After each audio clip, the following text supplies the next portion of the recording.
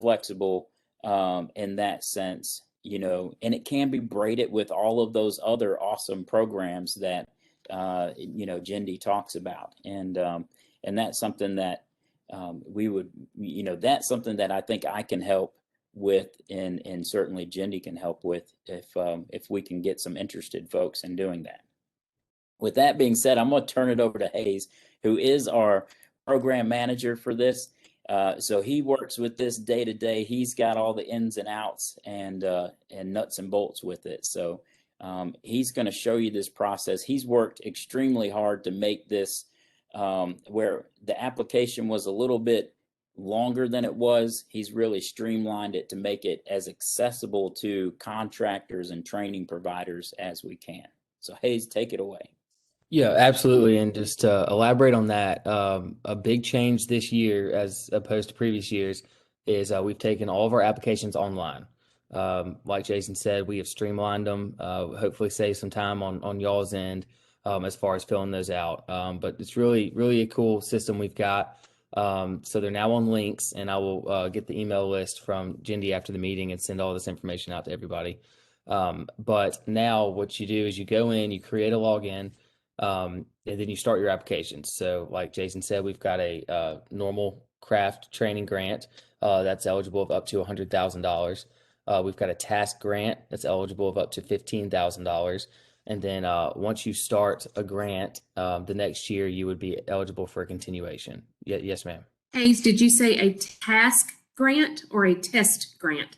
Task, TASK. Sorry. Yeah. So, and then once you do have a grant, and say you don't spend all of your funds in that fiscal year, you are eligible to continue that grant. And that's a separate application as well. So what you do is you go to this link, you go online, you set up an account, and you start filling out your application. Now, you do not have to submit that application at one time. It's a working document. You can come in and out of it. You can call me, ask me questions. I can go into the backside and help you out with that. And that's really what we're here for. We're here to help people, apply for this money. We're here to walk you through, let you know what the board likes, what it dislikes. We can't ever promise an approval, but we can try to get you to the point where we think you're there. Again, this entire program is for the effort of workforce development. That's really what it's for. Like Jason said, if you have contractor support, commitments, if you have contractors that are putting their employees into the program or hiring out of it, that is absolutely paramount. That's one of the biggest things one of the biggest boxes you can check. Again, the whole purpose of this fund is to develop a pipeline of training. The better training, the better the workforce pool is, the better the industry is as a whole. And that's really what we're striving towards.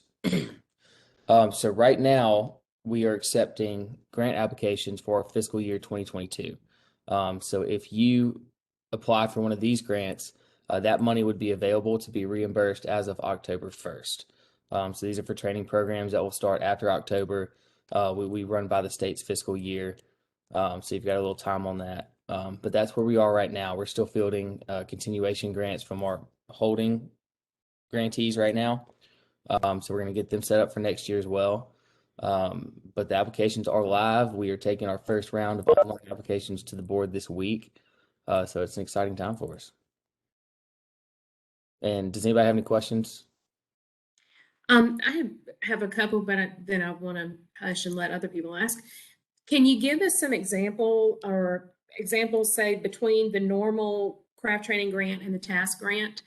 What are some things that may have been funded, or what would that look like? So a task grant that we recently came through, it was just a 3-day training class.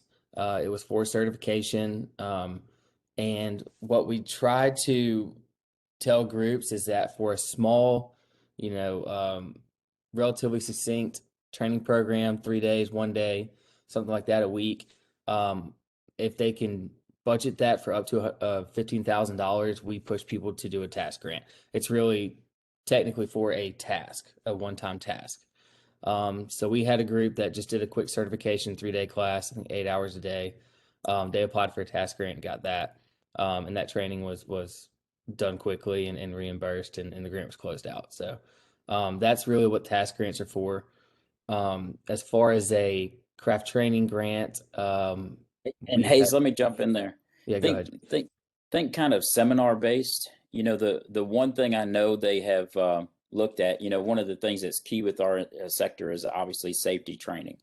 They don't want task grants for a OSHA 10 hour, but they have approved them for a OSHA 30 hour. So when you're thinking of a task, you know, keep it in line with you know, he had some short-term ones come through 1 to 3 days that ended in a credential, but I think of like a week-long, 2 week-long type of training program that might be safety based. It might be a specific one skill based type training program that you're going to do in a very short block of time. So maybe like a rigger training, some crane signaling. You know, it could just be, you know, I don't know, some power tool. You know, it could be anything. You know, it's really limitless to what they would need. But obviously, you're not thinking a class that's going to run over 3 or 4 months, probably something that's going to be, you know, 1 or 2 weeks or less. Yeah. And to that point, the differentiation between that and the craft training grant is those craft training grants typically go, you know, months at a time. That's an entire program. That could be up to $100,000. And in that grant, you build in instructor fees, equipment fees, facility improvements, um, administrative costs, all kind of stuff. But it's a larger grant, typically over a larger amount of time. And one we recently had come through, it was an equipment purchase. So a group was getting, I believe it was a backhoe, a forklift, and another piece of equipment. It was about $93,000. And that has not gone to the board yet, but that's an example of something you would use that on. We have a lot of groups that use that for primarily for instructor fees. So as long as you've got your budget drawn out and it's very itemized, very clean, there's no real question marks on it. That's typically what we see come through on those grants. And And then, yeah, I'll go ahead, tag Jason. in here and say something. They do have some limits in that $100,000 grant. You know, your administration fees can't exceed 10% of the grant. But here's something that makes these grants pretty unique. You can use up to 25% of the grant, so 25,000 of a $100,000 grant to upgrade facilities. So think of, you know, if you're going into an old shop area and you need to upgrade the lighting, or if it's, you know, if you've partnered up with a training provider and they've got a facility that they're converting over and it's got some, you know, just a roof leak issue. I've seen, you know, I think heard of one of those that have gone through where they needed to repair a roof leak to make it a viable training class. So you know, where a lot of times you can't use these kind of training dollars to do those types of things. There is some flexibility there. And I would think, you know, in those terms, you know, if you're looking at an individual contractor, you know, it might be that 25% cap you have there could be used to upgrade or outfit a job trailer for training purposes. So, you know, that there is some real flexibility in the grant with it there. Yeah, and to elaborate on that, we actually last week saw a group in Troy that used their 25%. They were transitioning, I believe it was an old warehouse into a welding studio. And they came in and put in the all new ventilation for that. So that's what they used that money for. Right now, you know, we're accepting applications, but we're also actively going around the state and seeing training sites and seeing grantees that we have awarded grants to in the past. And it's pretty neat to see, you know, walk through somebody's site and then point at, you know, that piece of equipment over there and say that's grant money, or the HVAC systems grant money. And so we're seeing people use this money for all kinds of things. Obviously, if you apply, we are going to go through the application with you pretty rigorously before it goes to the board. So if there's anything in there that we don't think will fly or the board might balk at, we will absolutely let you know. We'll work with you on that. But really, people use this money for a multitude of things because the point is to reinvest back into the workforce development. We all know that the workforce isn't where it needs to be. We all know training is absolutely, paramount at this point, and that's what the funds are meant to do. So that's, obviously the end goal. But like I said, I've got a one pager that we've put together. It's got each grant type. It's got the maximum amount you can award. It's got the dates, the timelines for application on that, as well as the links to apply. At the bottom of that page, you've got my contact information and Allison Ogles. She's my counterpart. She is the grant program evaluator. So whereas I come in on the front end and facilitate applications, she is on the back end to evaluate programs that are awarded money.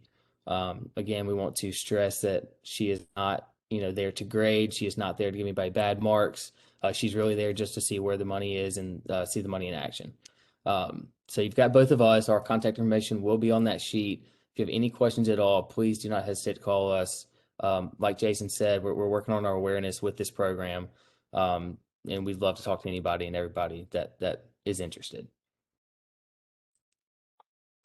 Anyone else have any questions for Hayes?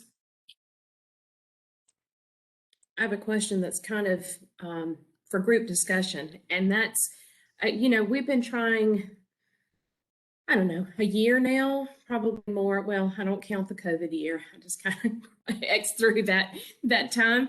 But to stand up this construction sector. And one of the hardest thing is just getting construction people to the table. I very much appreciate Lee and Ryan being here from Cadell. Are you all finding that, and this is just kind of discussion, at first I thought, and this is just Jendy's opinion to preface that, but is it a competitor issue that causes construction folks not to want to come together on a training? Do you see that particularly contractors, are they just more to, let me take care of my own workforce? I think I can comment on that. I think that all of Please the do. construction companies, they do want to work together and find out what's out there. But I think it's the awareness or the not knowing. Like some of us know there's a grant, but we don't know the details of how we would use the grant. And I think maybe there's a little bit of pullback in thinking that maybe we're the ones that have to do all the paperwork for the grant. And so you're having to learn something new. It's being introduced. As a general, I'm not sure how much we would use the grant, but because typically we hire subs bring in the people. But we've talked before about my NAWIC chapter. There's plenty of local construction companies there. So I think bringing awareness to that chapter and starting to say, there is a grant, this is how the grant works for you, and we can help do all the legwork for it. You just have to tell us what we need.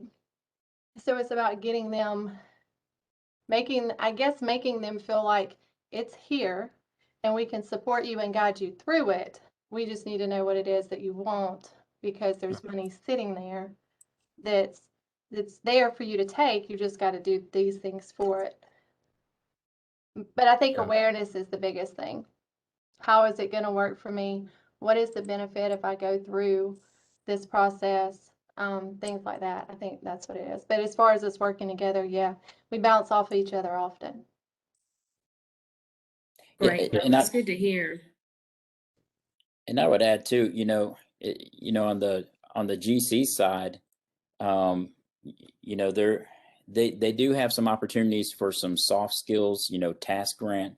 And Hayes, correct me if I'm wrong, they have offered some supervisory training. So that's, an opportunity that you might use. But one of the biggest areas to help get this information out there, it could be the GCs just leaning into their subs a little bit and say, hey, you need to, there's money out there for you to have an internal apprenticeship program, or, to work with your local area and put together a program so that your workforce is better trained. So when you're on my job site next time, I'm getting a better product from them. So, or they're, their workforce is better available to serve you as the general contractor. So, and that could be, that in and of itself could be a big help. We're in an interesting challenge that we have resources, but everybody's super busy too, and that creates a challenge. And just from my perspective around the state, Jindy, you're not entirely wrong in the sense that when multi-employer apprenticeship programs start, there tends to be one contractor that's usually a sub that's training his folks, that's the champion. And then you get a little bit of pushback in a region from, well, if I send my guys, XYZ company is just going to steal them out of the program, right? And so that is one of those challenges that if you can address it on the front end, will certainly help a program. This money is so flexible. You could actually do a multi-employer type apprenticeship program, work with your regional workforce council, your community college partners, and set something up centralized like that you could either send employees to or hire employees out of. This board would just want to see that firm commitment from the local contracting community. Yeah, and just to add a quick note on that, some of the most successful training programs around the state we've seen have been multi-contractor based. When guys come together, we understand, the issues that could arise from guys trying to take, somebody else's guys out of a program. But really, some of the most successful footprints we've seen have been multiple contractors involved. And depending on the position, who's to say that guy's not going to end up back with you years from now?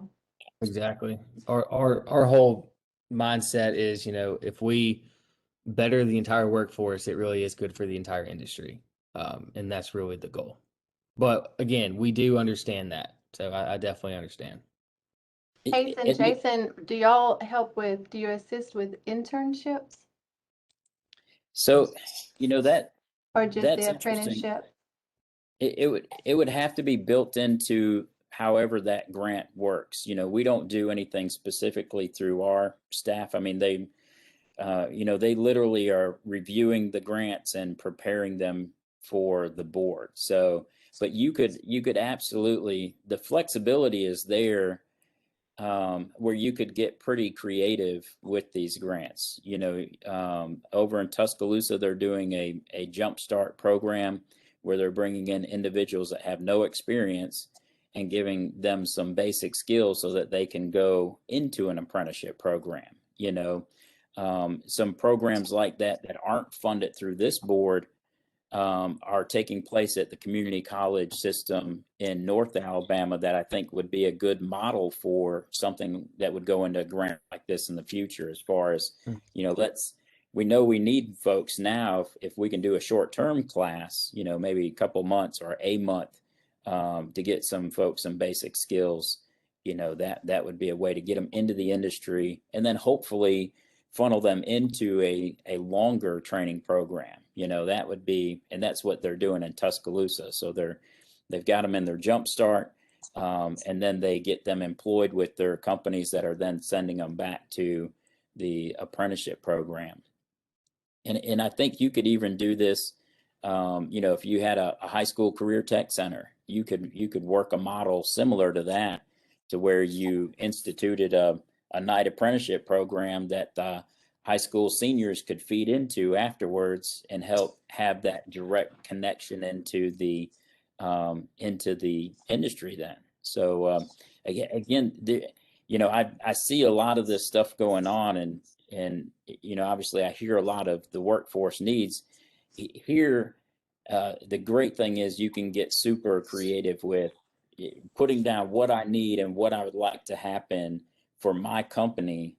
And if you can articulate that on the grant, and show how it's going to benefit, again, this can be an individual contractor incumbent worker program. So, I mean, it can be there just to benefit your one company.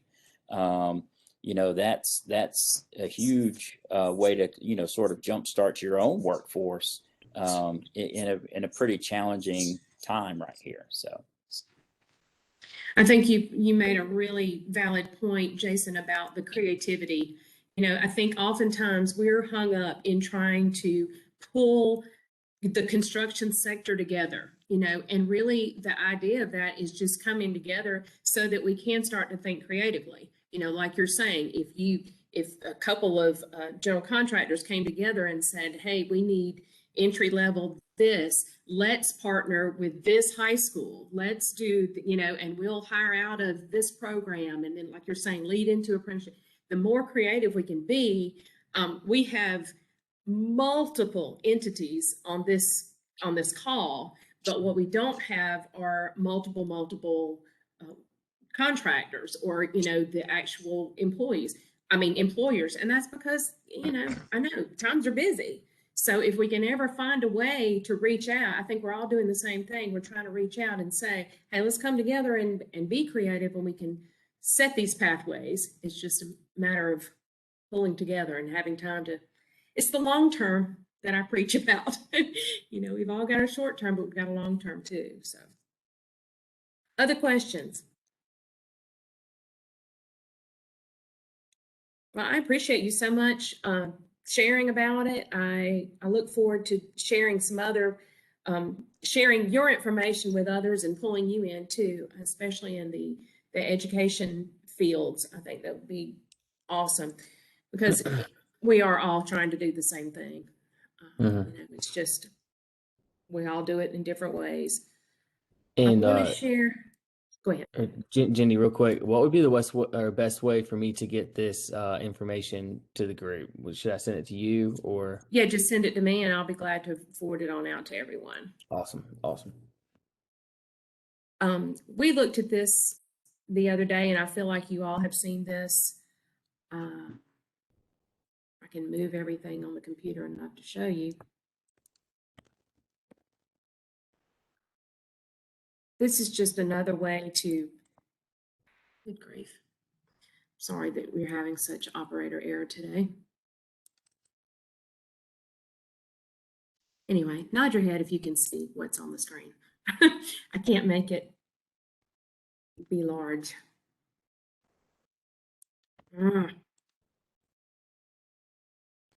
There we go. Oh, and that just shut it up. Boy, I'm having a time today. We've all been there. Oh, it's called doing too many things. So You're safe in this room, Jindy. Oh, I don't even, well, I'm not going back to that because Lee, I know that you and Ryan were there for the Regional Workforce Council. I know that all my other friends on here know those resources out there. But again, just encouraging you to think both now and later, you know, how can I train my own workforce in this kind of weird time where we're not sure where the people are and we're, you know, searching for them. And again, I'll say, we're doing some research into looking how we can partner with some nonprofits and make sure that those who are dealing with individuals, particularly individuals that have challenges to entering the workforce, that they know about all these resources. You know, that we're making it easy and not hard to enter the workforce. So we're doing some work on that side, but also, you know, to you companies, be sure that you're thinking, you know, how can I train my current employees? You know, are there ways that we can progress them on up so that we can bring in some entry level? And then how can I build that workforce? How can I partner with education systems, with our community college, you know, the K-12, et cetera, in linking up now and trying to help move that pathway of that young person along into the employee that we would like them to be. So that's my lecture for today. I know you all are in it with me, and any other questions? I'm not going to keep you any longer, but I do want to say a big thank you to Hayes and to Jason for speaking to us about the grant. I'll be sharing that information. I'm sure you're going to hear more about it.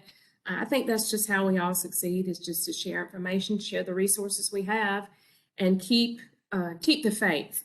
I told someone the other day, I think it's just consistency. It's the consistency at which we continue to share the message, continue to be out there, offer the resources, and we'll get there sooner or later. And Jindy, I would certainly like to offer up, whenever your group meets in person again, we'd love to come and do a workshop and actually walk through the application itself. I have a feeling if you're really ready to go, you could fill out this application in less than an hour easily. So, we'd be happy to do that and walk through some of the ins and outs and discuss all of those items on there with folks too. We want to make it as easy as possible. And I appreciate and hear that. And Lee, I think you brought that up. A lot of businesses are kind of scared at the word grant. How long is that going to take me, and how am I going to have to do that?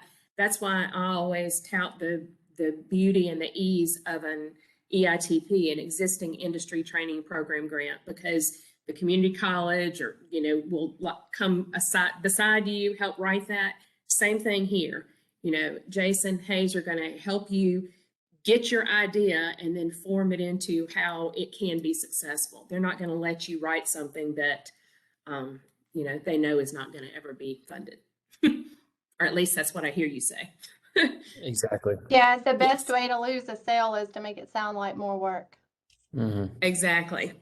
And that's why that's why there are those of us here who, I always say, I don't have a product, but I'm more than happy to help you connect to those people that know how to do it and can be successful in it. So, well, I appreciate you all. Yes. Do you have any of your members on maybe the advisory board at the trade schools at the high school level? I know that you guys are at the trade schools at the high school level, but on the advisory board, the room is full of other local contractors. This is true.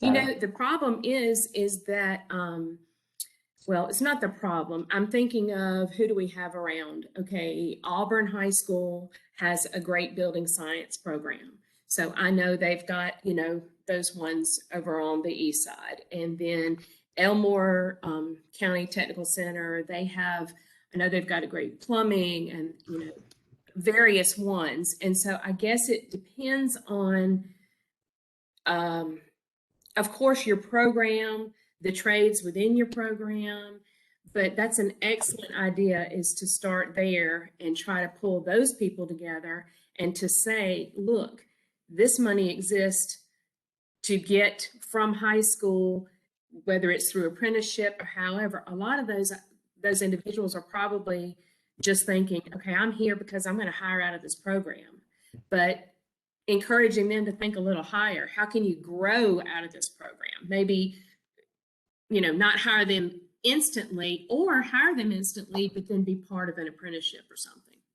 Great idea, Lee. Yeah, Look or into it's that. just exposure to those other contractors. And I don't know if Enterprise is out of our area. No, that's Region 6. Okay, but they also have a good program. And I know in their meetings, I've met several contractors in there too. Okay. And then possibly whenever you guys come to speak with NAWIC, Mhm. what I may try to do at that meeting is ask them to have a guest come with them that's a decision maker, Perfect. and see if maybe that will help. Right. Great. I appreciate all that.